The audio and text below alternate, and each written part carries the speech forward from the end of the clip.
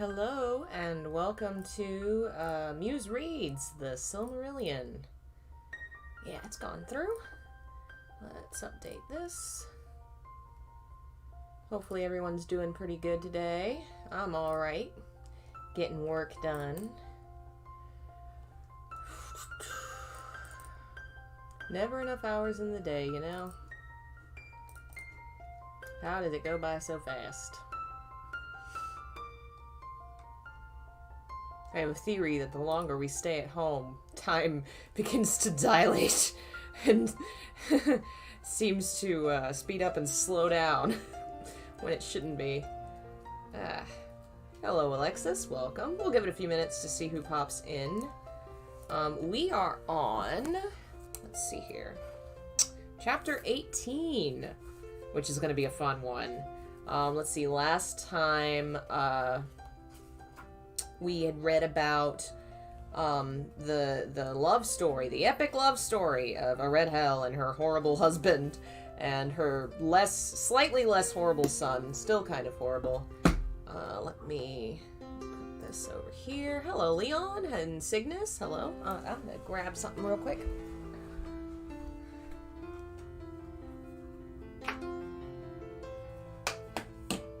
Much better. Hey, Jeff. Gerard, welcome. Yeah. Stupid Band-Aid. I cut myself with a cheese grater this morning preparing my lunch, and these Band-Aids are so cheap, they don't want to stay on. It looks like it's finally stopped bleeding anyway, but it just keep popping off. Annoying. Let's see. Give it one more minute, and then we'll start with Chapter 18. It just doesn't want to stay on. Grr. Let's see.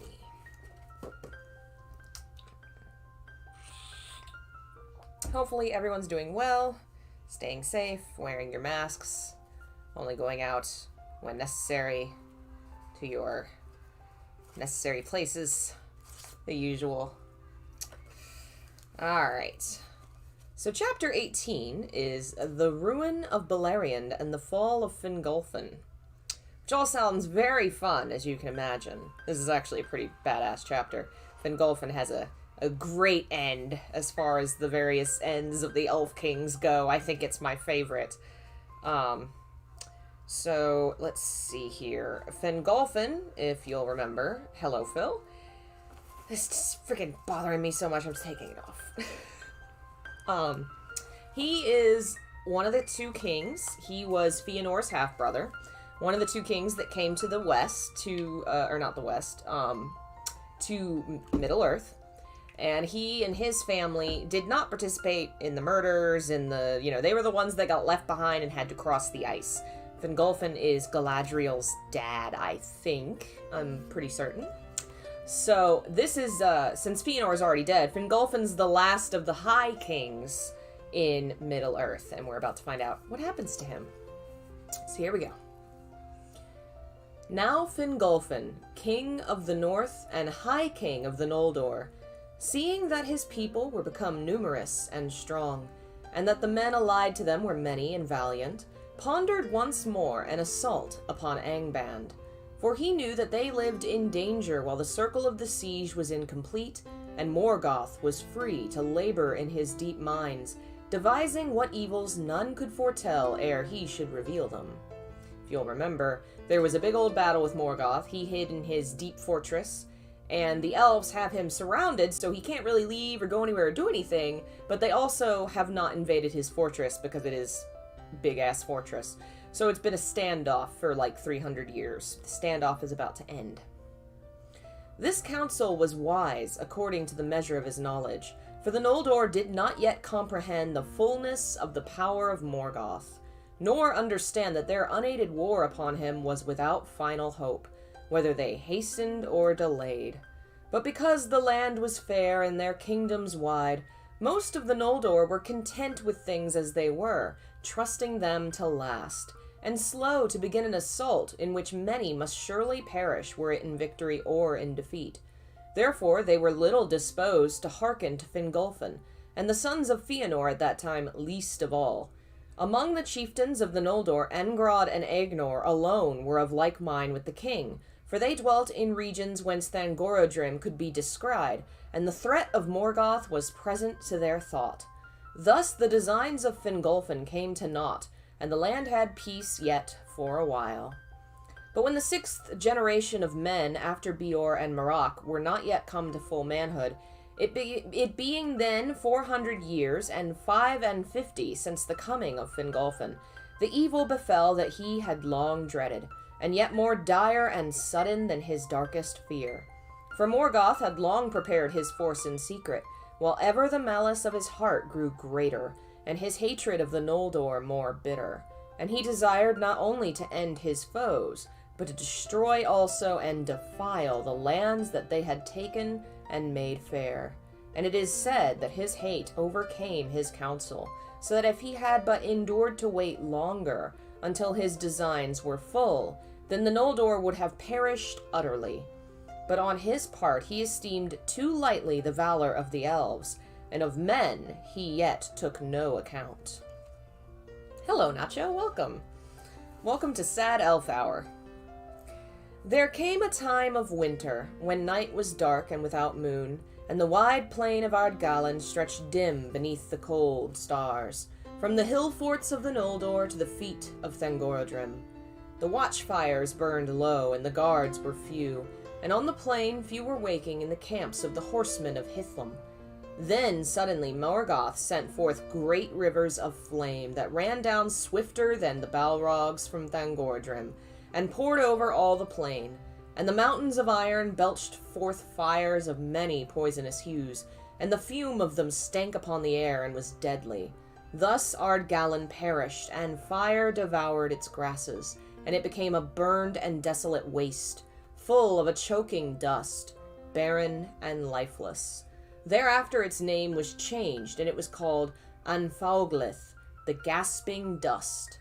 Many charred bones had there their roofless grave, for many of the Noldor perished in that burning, who were caught by the running flame and could not fly to the hills. The heights of Dorthonion and arid Wethrin held back the fiery torrents, but their woods upon the slopes that looked towards Angband were all kindled, and the smoke wrought confusion among the defenders. Thus began the 4th of the great battles, Dagor Bragolach, the Battle of Sudden Flame.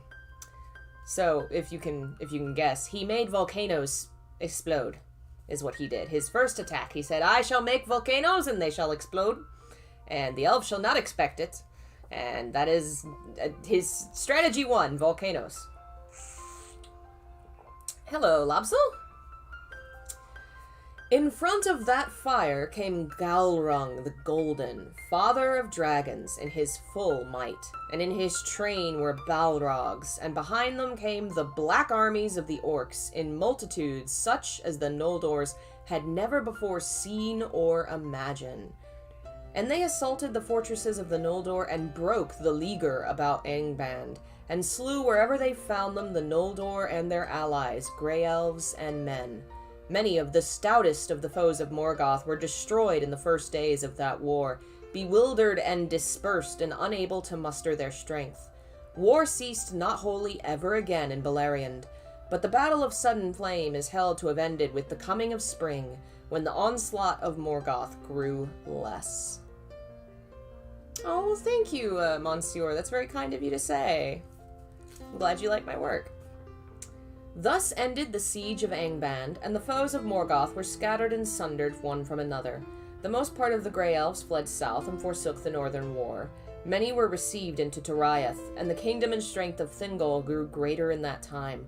For the power of Melian the queen was woven about his borders, and evil could not yet enter that hidden realm. Others took refuge in the fortresses by the sea and in Nargothrond, and some fled the land that hid themselves in Osiriand, or passing the mountains wandered homeless in the wild. And rumor of the war and the breaking of the siege reached the ears of men in the east of Middle-earth. The sons of Finarfin bore most heavily the brunt of the assault, and Angrod and Aegnor were slain. Beside them fell Bregalus, lord of the house of Beor, and a great part of the warriors of that people. But Barahir, the brother of Bregalus, was in the fighting further westward near to the pass of Sirion. There, King Finrod Felagund, hastening from the south, was cut off from his people and surrounded with small company in the fen of Serek, and he would have been slain or taken. But Barahir came up with the bravest of his men and rescued him, and made a wall of spears around him, and they cut their way out of the battle with great loss. Thus Felagund escaped, and returned to his deep fortress of Nagathrond, but he swore an oath of abiding friendship and aid in every need to Barahir and all his kin, and in token of his vow he gave to Barahir his ring. Barahir was now by right lord of the house of Beor, and he returned to Dorthonion, but most of his people fled from their homes and took refuge in the fastness of Hithlum. Okay, so this is a kind of small detail of world building that's very fun. The Ring of Barahir becomes, if I'm pretty certain it's this ring. I mean, how many rings does this dude have? It's got to be this ring. Is a heirloom of the house of the kings of men, which Barahir will be an ancestor of. Right now, there's not really one king of men. There will be eventually. He is going to be one of the forebears of this group. And the Ring of Barahir is a ring that has like two snakes twirling around it with a green gem in the middle, and it's one of the signs that you're the king, that you're the, destined to rule. And Aragorn has it in The Lord of the Rings. There are scenes that are in the extended version of the film, not in the normal one, that show him with the ring, and it's mentioned, and that's how some people recognize him as the heir, because he has the Ring of Barahir. And this is where the ring came from. Barahir saves King Finrod, and Finrod says, here's this cool ring, give it to all your children forevermore. And he says, I'll do that, thank you. I don't think it has any powers or anything. I think it's just a cool ring that he has. So that's some backstory. Hey, Akatsuki. So great was the onslaught of Morgoth that Fingolfin and Fingon could not come to the aids of the son of Finarfin, and the hosts of Hithlum were driven back with great loss to the fortresses of Eredwethrin, and these they hardly defended against the orcs. Before the walls of Ethel-Sirion fell Hador the golden-haired, defending the rear guard of his lord Fingolfin, being then 66 years of age, and with him fell Gundor his younger son, pierced with many arrows, and they were mourned by the elves. Then Galdor the Tall took the lordship of his father, and because of the strength and height of the shadowy mountains, which withstood the torrent of fire, and by the valor of the elves and the men of the north, which neither orc nor Balrog could yet overcome, Hithlum remained unconquered, a threat upon the flank of Morgoth's attack, but Fingolfin was sundered from his kinsmen by a sea of foes. Hey, Lunar, welcome! If it had powers, it'd be evil. That's just how magic rings be. Well, there are some good magic rings in Lord of the Rings, but they all come at too heavy a cost. And in the end, everybody destroys them, eventually. All you have to do is steal the ring and they become king. Yeah, sort of. I think that's actually addressed in the book, because somebody says, wasn't it lost? And Aragorn's like, nah, I got it. And I'm the king. Convenient. Yeah, maybe he stole it.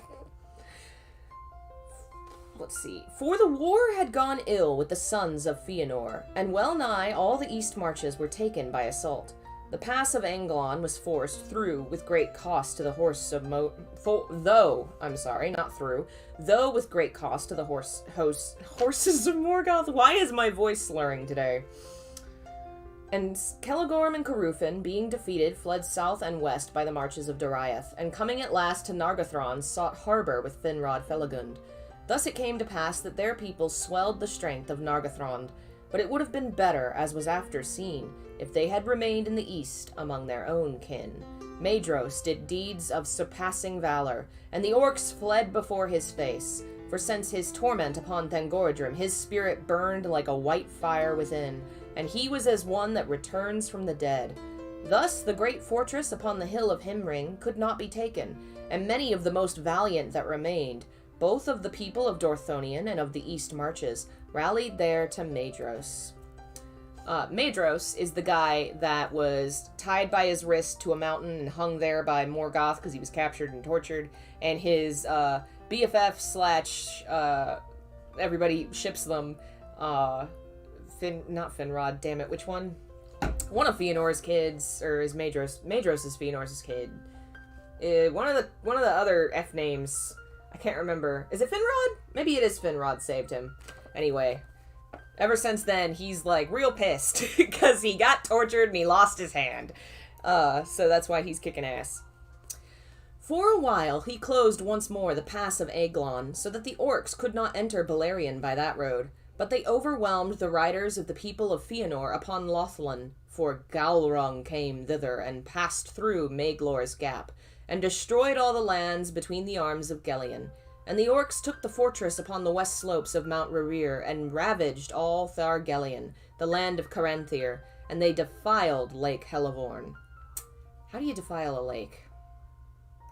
How does a dragon defile a lake? I'm a little concerned about this. Have I been drinking and streaming? No, I haven't, actually. We should do that sometime. I never drink, so my tolerance is, like, so small, which is why I've never done, like, a drinking stream. It would be no fun. I'd drink one beer and be done. So far, basically, they spent 300, 400 years building up all their little kingdoms and making all this cool shit in Beleriand. And the High King's like, hey, you know, that guy's still here and he's probably gonna cause trouble. And they're all like, nah, it'll be fine. And it was not fine. And so most of the kingdoms close to the mountain are basically gone. Two of the princes, Angrond and Aegnor, are gone. Who, they weren't that important anyway, but they're dead. And a lot of the other groups are running to the hidden kingdoms from earlier that we've mentioned, like Nargothrond and the Thousand Caves. Like, they're all going into these hidden places. So the next section of story is going to be more like, instead of elves running around free being happy, Morgoth is going to be on the hunt, and they're all going to be hiding in their hidden kingdoms. We'll see how that goes. Let's see, where was I? Thence they passed over Gelion with fire and terror, and came far into East Beleriand. Maglor joined Maedhros upon Himring, but Caranthir fled and joined the remnant of his people to the scattered folk of the hunters, Emrod and Amras, and they retreated and passed Ramdal in the south. Upon Amon Ereb they maintained a watch in some strength of war, and they had aid of the Green Elves, and the orcs came not into Osiriand, nor to Tower im Dunyath in the wilds of the south. Now news came to Hithlum that Dorthonion was lost and the sons of Finarfin overthrown, and that the sons of Fëanor were driven from their lands. Then Fingolfin beheld, as it seemed to him, the utter ruin of the Noldor, and the defeat beyond redress of all their houses, and filled with wrath and despair, he mounted upon Rokalor, his great horse, and rode forth alone, and none might restrain him. He passed over Dor New Fauglith like a wind amid the dust, and all that beheld his onset fled in amaze, thinking that Arome himself was come. For a great madness of rage was upon him, so that his eyes shone like the eyes of the Valar. Thus he came alone to Angband's gates, and he sounded his horn, and smote once upon the brazen doors, and challenged Morgoth to come forth to single combat. And Morgoth came. That was the last time in those wars that he passed the doors of his stronghold, and it is said that he took not the challenge willingly. For though his might was greatest of all things in this world, alone of the Valar he knew fear. But he could not now deny the challenge before the face of his captains, for the rocks rang with the shrill music of Fingolfin's horn, and his voice came keen and clear down into the depths of Angband. And Fingolfin named Morgoth Craven, Lord of Slaves. Therefore Morgoth came, climbing slowly from his subterranean throne, and the rumor of his feet was like thunder underground. And he issued forth clad in black armor, and he stood before the king like a tower iron-crowned, and his vast shield, sable unblazoned, cast a shadow over him like a storm cloud. But Fingolfin gleamed beneath it as a star, for his mail was overlaid with silver, and his blue shield was set with crystals, and he drew his sword Ringil that glittered like ice. Then Morgoth hurled aloft Grond, the hammer of the underworld, and swung it down like a bolt of thunder. But Fingolfin sprang aside, and Grond rent a mighty pit in the earth, whence smoke and fire darted. Many times Morgoth essayed to smite him, and each time Fingolfin leaped away, as lightning shoots from under a dark cloud. And he wounded Morgoth with 7 wounds, and 7 times Morgoth gave a cry of anguish, whereat the hosts of Angband fell upon their faces in dismay, and the cries echoed in the Northlands. But at last the king grew weary, and Morgoth bore down his shield upon him. Thrice he was crushed to his knees, and thrice arose again, and bore up his broken shield and stricken helm. But the earth was all rent and pitted about him, and he stumbled and fell backward before the feet of Morgoth. And Morgoth set his left foot upon his neck, and the weight of it was like a fallen hill. Yet with his last and desperate stroke Fingolfin hewed the foot with Ringil, and the blood gushed forth black and smoking, and filled the pits of Grond. Thus died Fingolfin, High King of the Noldor, most proud and valiant of the elven kings of old. The orcs made no boast of that duel at the gate. Neither do the elves sing of it, for their sorrow is too deep.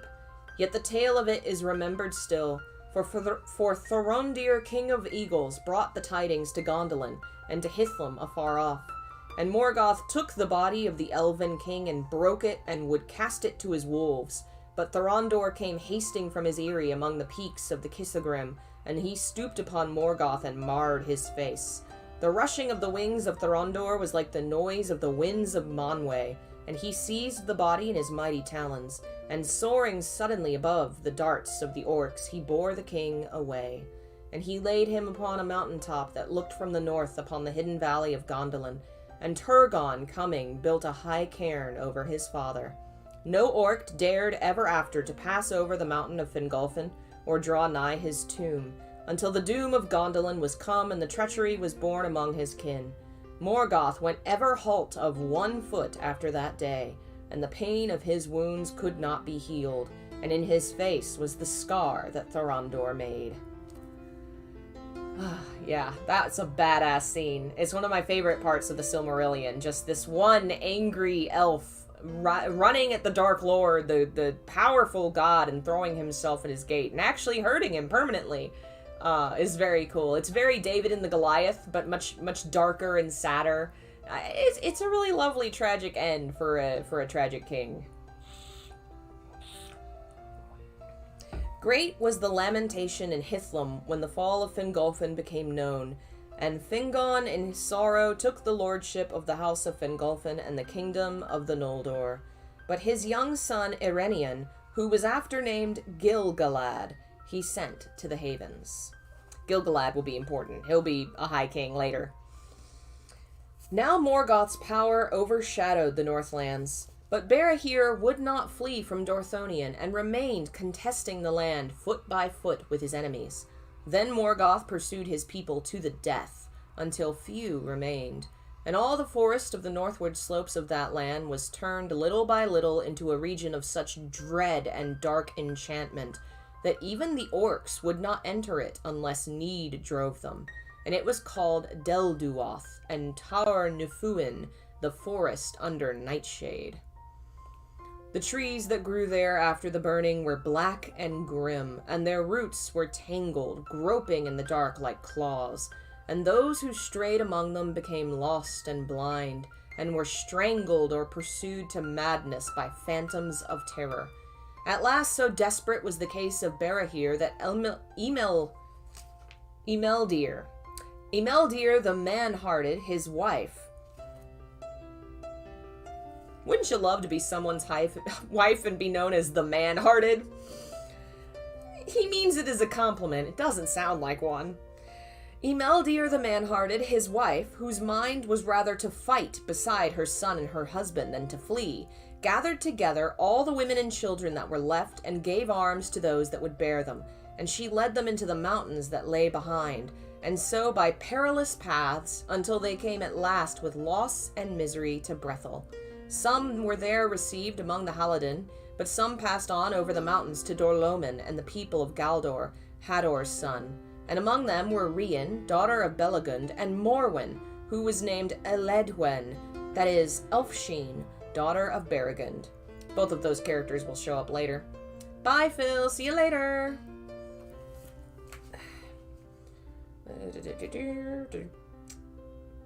But none ever saw again the men that they had left, for these were slain one by one, until at last only 12 men remained to Barahir, Beren his son, and Baragund and Belagund his nephews, the sons of Bregalus, and 9 faithful servants of his house, whose names were long remembered in the songs of the Noldor.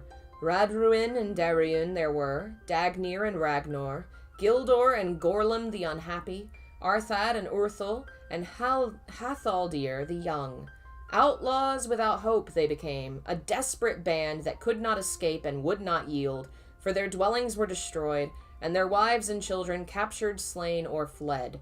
From Hithlum there came neither news nor help, and Barahir and his men were hunted like wild beasts, and they retreated to the barren highland above the forests, and wandered among the tarns and rocky moors of that region, furthest from the spies and spells of Morgoth. Their bed was the heather, and their roof the cloudy sky. Yeah, his little compliment there is a little backhanded, but, So Barahir was one of the leaders of the clans of men who was helping the elves during the war, helped one of the elf kings escape.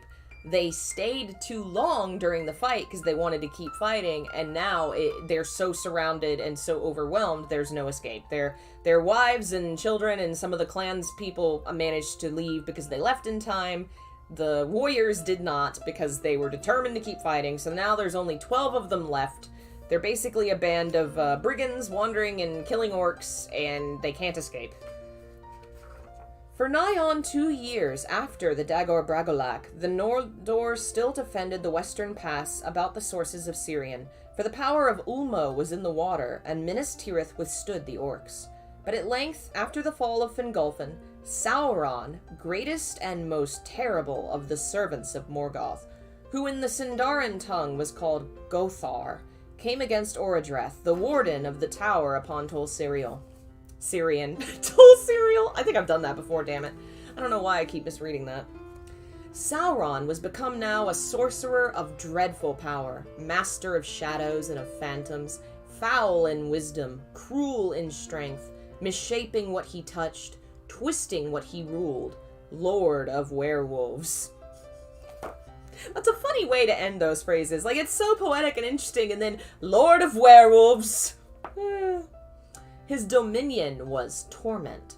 He took Minas Tirith by assault, for a dark cloud of fear fell upon those that defended it, and Orodreth was driven out and fled to Nargothrond. Then Sauron made it into a watchtower for Morgoth, a stronghold of evil and a menace.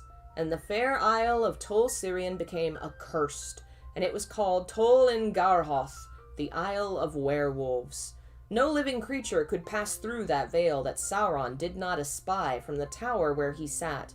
And Morgoth held now the western pass, and his terror filled the fields and woods of Beleriand.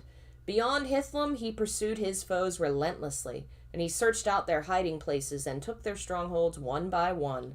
The orcs, growing ever bolder, wandered at will far and wide, coming down Sirion in the west and Selen in the east, and they encompassed Dariath. And they harried the lands so that beast and bird fled before them, and silence and desolation spread steadily from the north. Many of the Noldor and the Sindar they took captive and led to Angband, and made them thralls, forcing them to use their skill and knowledge in the service of Morgoth. And Morgoth sent out his spies, and they were clad in false forms, and deceit was in their speech.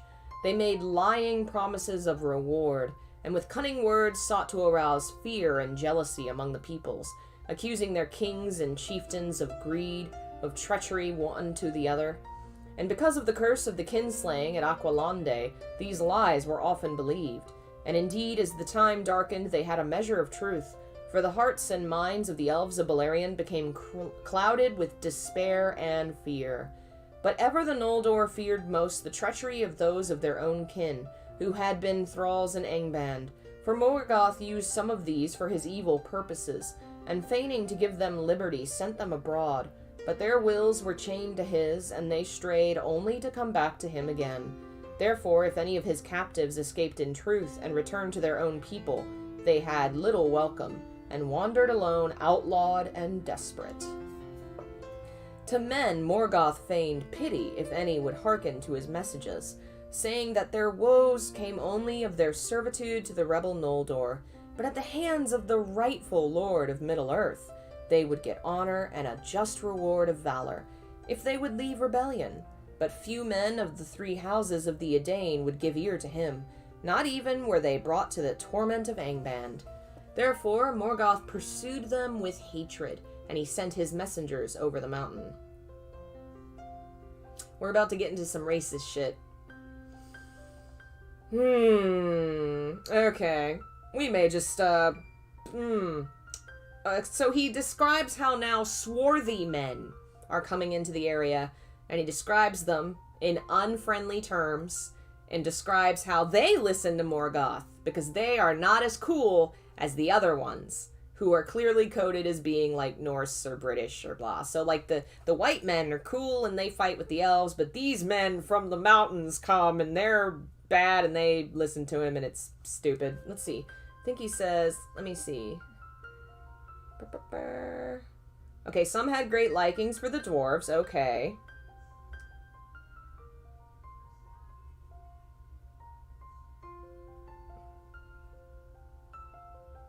Yeah, okay, so there's a... Okay, so it's divided. There's a clan of the swarthy men, I'm calling them, who end up being cool with the elves, but quite a few are not. So he gives some of them coolness, but, like, he obviously has really elevated the clans of the Edain, who are coded as white, as being all awesome and pure and valiant and heroic, but the other men have... I don't know, they're not. Let's read some of this. Again, warnings for racism. It is told at this time the swarthy men came first into Beleriand. Some were already secretly under the dominion of Morgoth and came at his call. But not all, for the rumor of Beleriand, of its lands and waters, of its wars and riches, went now far and wide, and the wandering feet of men were ever set westward in those days. These men were short and broad, long and strong in the arm. Their skins were swart or sallow. What is swart? I guess that's short for swarthy. And their hair was as dark as their eyes. Their houses were many, and some had greater liking for the dwarves of the mountains than the elves. But Maedhros, knowing the weakness of the Noldor and the Edain, whereas the pits of Angband seemed to hold some inexhaustible and ever-renewed, made alliance with the new men, and gave his friendship to the greatest of their chieftains, Bor and Ulfang. Morgoth was well content, for this was as he had designed. The sons of Bor and Borland, Borlok and Borthand, and they followed Maedhros and Maglor, and cheated the hope of Morgoth, and were faithful. The sons of Ulfang the Black were Ulfast, Ulwarth, and Uldor the Accursed. They followed Caranthir and swore allegiance to him, and proved faithless. Anyway.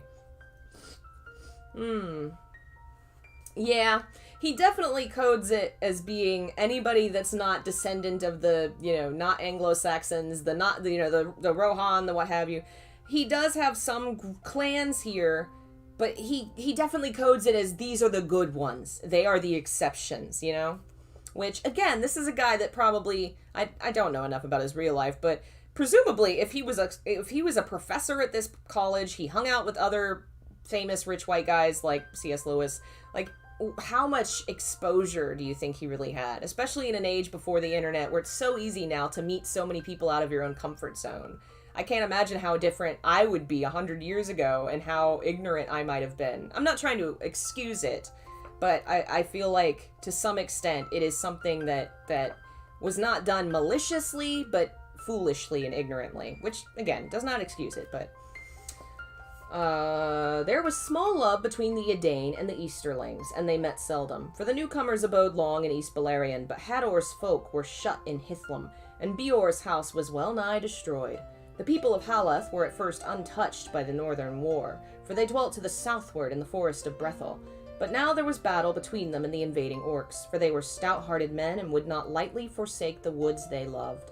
And amid the tale of defeats of that time, the deeds of the Halidin are remembered with honor.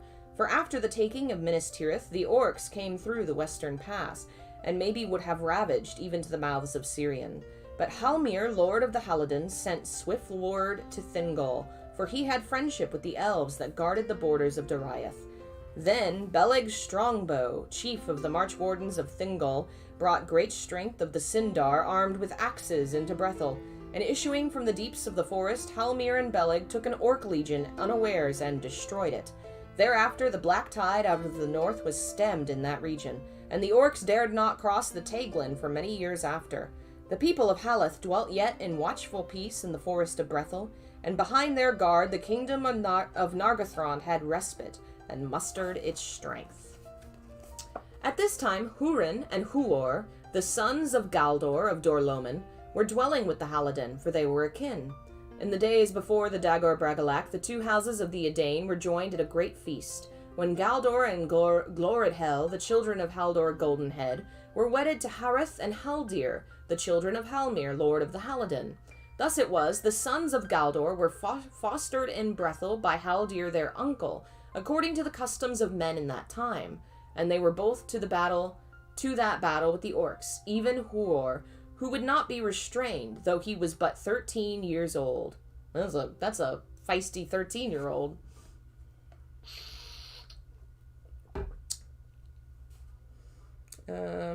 Being with a company that was cut off from the rest, they were pursued to the fort of Brithiac, and there they would have been taken or slain, but for the power of Ulmo that was still strong in Syrian. A mist arose from the river and hid them from their enemies, and they escaped over the Brithiac into Dimbar, and wandered among the hills beneath the sheer walls of the Chrysogrim, until they were bewildered in the deceits of that land, and knew not the way to go or to return. There Thorondor espied them, and he sent 2 of his eagles to their aid. If you're keeping tally of the Deus Ex Eagles, I believe that is tally number 4 of eagles showing up randomly to save the day. The eagles bore them up and brought them beyond the encircling mountains to the secret vale of Tumladen and the hidden city of Gondolin, which no man yet had seen.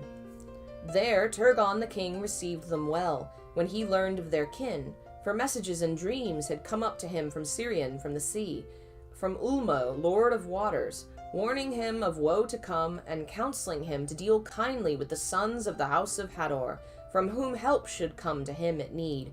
Hurin and Huor dwelt as guests in the king's house for well nigh a year, and it is said that in this time Hurin learned much lore of the elves, and understood also something of the counsels and purposes of the king.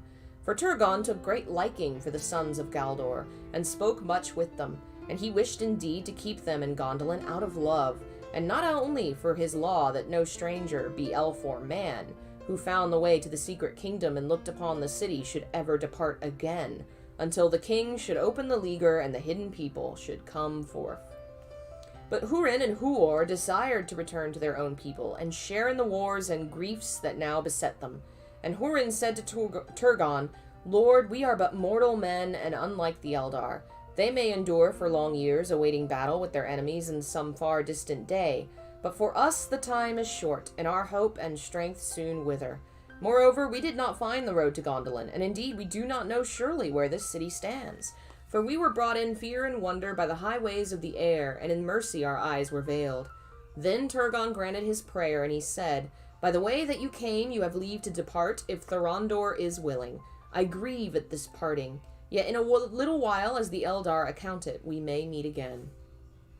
But Maeglin, the king's sister's son, who was mighty in Gondolin, grieved not at all for their going, though he begrudged them the favor of the king, for he had no love of any of the kindred of men. And he said to Hurin, The king's grace is greater than you know, and the law has become less stern than aforetime, or else no choice would be given you but to abide here to your life's end.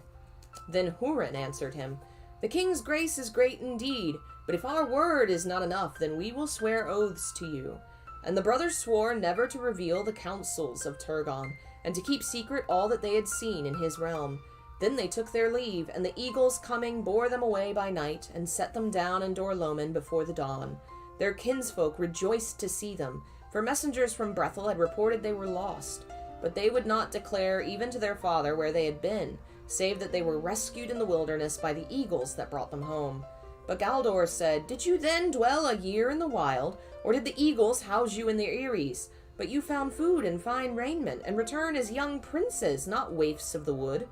And Hurin answered, Be content we have returned, for only under an oath of silence was this permitted. Then Galdor questioned them no more, but he and many others guessed at the truth, and in time the strange fortune of Hurin and Huor reached the ears of the servants of Morgoth. They should have, messed their clothes up a little, kind of looked dirty, lied better. Not very smart. Now when Turgon learned of the breaking of the Leaguer of Angband, he would not suffer any of his own people to issue forth to war, for he deemed Gondolin was strong and the time not yet ripe for its revealing. But he believed also that the ending of the siege was the beginning of the downfall of the Noldor, unless age should come, and he sent companies of the Galandlindrim in secret to the mouths of Sirion and the Isle of Balar. There they built ships and set sail into the uttermost west upon Turgon's errand, seeking for Valinor to ask for pardon and aid of the Valar, and they besought the birds of the sea to guide them. But the seas were wild and wide, and shadow and enchantment lay upon them, and Valinor was hidden. Therefore none of the messengers of Turgon came into the west, and many were lost, and few returned. But the doom of Gondolin drew nearer. Rumor came to Morgoth of these things, and he was unquiet amid his victories, and he desired greatly to learn tidings of Felagund and Turgon, for they had vanished out of knowledge, and yet were not dead, and he feared what they might yet accomplish against him. Of Nargothrond he knew indeed the name, but neither its place nor its strength, and of Gondolin he knew nothing, and the thought of Turgon troubled him the more. Therefore he sent forth ever more spies into Beleriand, but he recalled the main hosts of the orcs to Angband, for he perceived that he could not yet make a final and victorious battle until he had gathered new strength, and that he had not measured rightly the valor of the Noldor, nor the might in arms of the men that fought beside them. Great though his victory had been in the Bragollach and in the years after, and grievous the harm he had done to his enemies, his own loss had been no less. And though he held Dorthonion in the pass of Sirion, the Eldar, recovering from their first dismay, began now to regain what they had lost. Thus Beleriand in the south had a semblance of peace again for a brief few years, but the forges of Angband were full of labor. When 7 years had passed since the fourth battle, Morgoth renewed his assault, and he sent a great force against Hithlum. The attacks on the passes of the Shadowy Mountains was bitter, and in the siege of Ethel, Sirion, Galdor the Tall, Lord of Dor Loman, was slain by an arrow. That fortress he held on behalf of Fingon the High King, and in the same place his father Hador Lorindol died but a little time before. Hurin his son was then newly come to manhood, but he was great in strength both of mind and body, and he drove the orcs with heavy slaughter from arid Wethrin, and pursued them far across the sands of Anfauglith. But King Fingon was hard put to it to hold back the army of Angband that came down from the north, and battle was joined upon the very plains of Hithlum. There Fingon was outnumbered, but the ships of Círdan sailed in great strength up the Firth of Drengist, and in the hour of need the elves of the Fallis came upon the host of Morgoth from the west. Then the orcs broke and fled, and the Eldar had the victory, and their horsed archers pursued them even into the Iron Mountains. Thereafter Hurin, son of Galdor, ruled the house of Hador in Dorloman, and served Fingon. Hurin was of less stature than his fathers, or his son after him, but he was tireless and enduring in body, lithe and swift after the manner of his mother's kin, Harith of the Haladin. His wife was Morwen Elhedwin, daughter of Beregund of the house of Beor, she who fled from Dorthonion with Rian, daughter of Belegund, and Emeldir, the mother of Beren. In that time also the outlaws of Dorthonion were destroyed, as is told thereafter, and Beren, son of Barahir, alone escaping, came hardly into Doriath. That'll be the band of 12 mortal men who were left behind when this war happened. Of the 12, only Beren survived, and he escaped into that hidden kingdom of Doriath.